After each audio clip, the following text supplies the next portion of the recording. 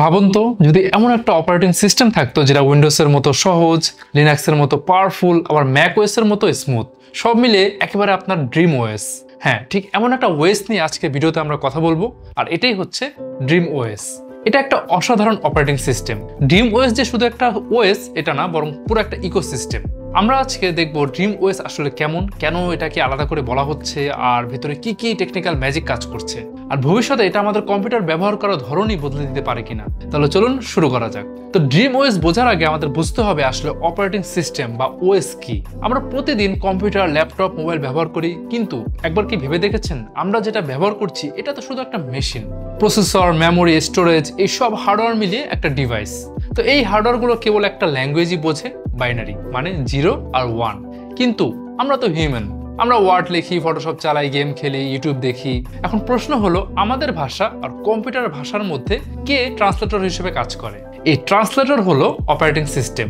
Operating system হলো সেই software layer যেটা হার্ডওয়্যার আর ইউজারের মধ্যে ব্রিজ তৈরি করে। ধরুন আপনি মাউস দিয়ে এক ক্লিক করলেন, এটা তো ছোট একটা অ্যাকশন, কিন্তু ভেতরে ওএস সেটাকে সিপিইউ পর্যন্ত পাঠায়, জিপিইউতে সিগন্যাল দেয়, র্যাম থেকে ডেটা আনে, তারপর ডিসপ্লেতে আপনাকে ফাইনাল রেজাল্ট দেখায়। এই পুরো প্রসেসটা সুন্দরভাবে কোনো ঝামেলা ছাড়া যাতে আমরা সহজেই বুঝতে পারি সেটা ইনশিওর করে অপারেটিং সিস্টেম বা ওএস।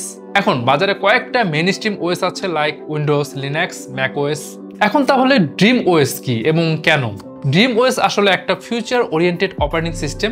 এক কথায় বললে এটা হচ্ছে one OS to rule them all. এর ডিজাইন এমনভাবে করা হয়েছে যাতে এটা উইন্ডোজের মতো ইজি, লিনাক্সের মতো ফ্রি এবং ওপেন সোর্স ফ্রেন্ডলি, আবার ম্যাক ওএসের মতো স্মুথ এবং ইকোসিস্টেম কেন্দ্রিক হয়। ড্রিম ওএস এসেছে তিনটা জিনিস মাথায় রেখে: পারফরমেন্স, সিকিউরিটি আর কম্প্যাবিলিটি। যেমনটা বললাম, ড্রিম ওএস শুধুমাত্র একটা ওএস না, এটা একটা ইকোসিস্টেম যেখানে অ্যাপ স্টোর থাকবে, ক্লাউড ইন্টিগ্রেশন থাকবে, ক্রস ডিভাইস সিঙ্ক থাকবে।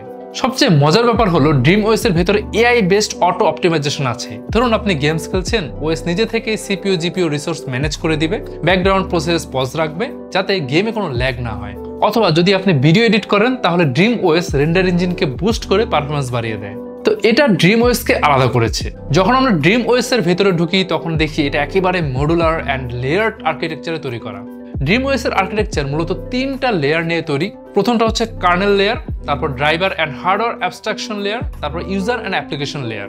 এই তিনটা লেয়ার একসাথে কাজ করে যাতে সব সফটওয়্যার এবং হার্ডওয়্যার স্মুথলি কমিউনিকেট করতে পারে। আচ্ছা, ড্রিম ওএস কিন্তু হাইব্রিড কার্নেল ব্যবহার করে, মানে এটাতে মাইক্রো কার্নেল আর মনোলিথিক কার্নেলের অ্যাডভান্টেজেস দুইটাই থাকে।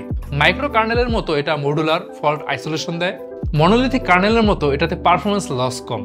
Dream OS direct hardware access দেয় না, বরং HAL দিয়ে অ্যাবস্ট্রাক্ট করে। এর একটা সুবিধা হলো হার্ডওয়্যার আপগ্রেড এবং রিপ্লেস করলে কার্নেল লেভেল চেঞ্জ করতে হয় না। ড্রাইভার্স অটো ডিটেক্ট হয় এবং অটো আপডেট ফিচার আছে। জিপিইউ অপটিমাইজেশনের ক্ষেত্রে এনভিডিয়া, AMD, ইন্টেল আর্ক সব জিপিইউর জন্য অটো টিউন ড্রাইভার স্ট্যাক। তারপর VR গেমিং, 3D রেন্ডারিং সব স্মুথ। আর UI UX একদম মিনিমাল কিন্তু highly customisable. Multi window, multi desktop, virtual desktop support, আর লিনাক্স, উইন্ডোজ অ্যাপ্লিকেশন আপনি চালাতে পারবেন কম্প্যাবিলিটি লেয়ার ব্যবহার করে। এমনকি অ্যান্ড্রয়েড অ্যাপস পর্যন্ত আপনি চালাতে পারবেন বিল্ট ইন এমুলেটর বা কম্প্যাবিলিটি মোড দিয়ে। এখন ড্রিম ওএস কিন্তু শুধুমাত্র পারফরমেন্সে না, সিকিউরিটিতেও আলাদা। এতে আছে AI based threat detection, quantum ready encryption, zero trust security, sandboxing, user privacy protection. যাই হোক, আমার কাছে তো ড্রিম ওএস জোস লেগেছে, চাইলে আপনিও ট্রাই করতে পারেন। যারা শুধু বেসিক ওএস ব্যবহার করতে চান, like office, browsing, media consumption, হালকা অ্যাপস, তাদের জন্য রিকোয়ারমেন্ট থাকবে at least dual core 2.0 GHz processor, 4GB DDR4 RAM, 128GB SSD হলেই হচ্ছে।